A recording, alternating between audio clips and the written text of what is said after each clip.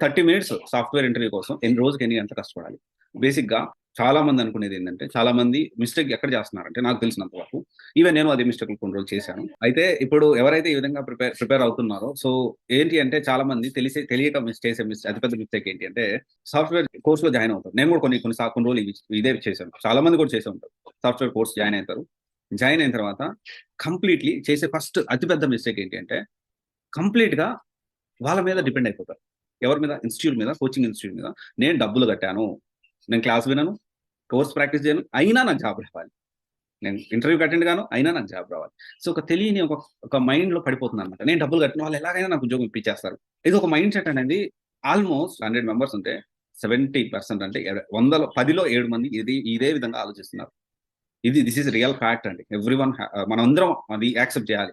ఇది జరుగుతా ఉంది. ఒక డబ్బులు కట్టిన తర్వాత ఇన్‌స్టిట్యూట్‌లో జాయిన్ అయితే ఖచ్చితంగా ఇన్‌స్టిట్యూట్ రెస్పాన్సిబిలిటీ అనేది ఎంతవరకు ఉంటుంది? మీకు కోచింగ్ నేర్పిస్తారు. కోర్స్ నేర్పిస్తారు. జాబ్‌లు ఎక్కడున్నాయో చూపిస్తారు. ఇంటర్వ్యూకి ఎలా ప్రిపేర్ అవ్వాలో నేర్పిస్తారు. అంతకు మించి ఎక్కడెక్కడ జాబ్‌లున్నాయో చూపిస్తారు. అంతకు మించి ఇన్‌స్టిట్యూట్ చేయగలిగేదేంటి?